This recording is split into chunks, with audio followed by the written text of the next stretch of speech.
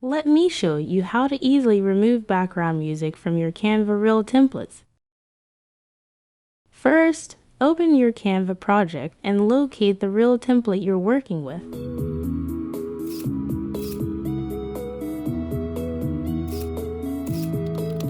Look at the timeline at the bottom of your screen where you'll find the audio track. Click directly on the audio track you want to remove to select it. You'll see it highlighted when selected. Now you have two options. 1. Click the delete to completely remove the track. 2.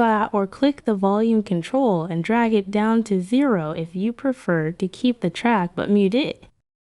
That's all there is to it. Now you can replace the music with your own audio or leave it silent as needed.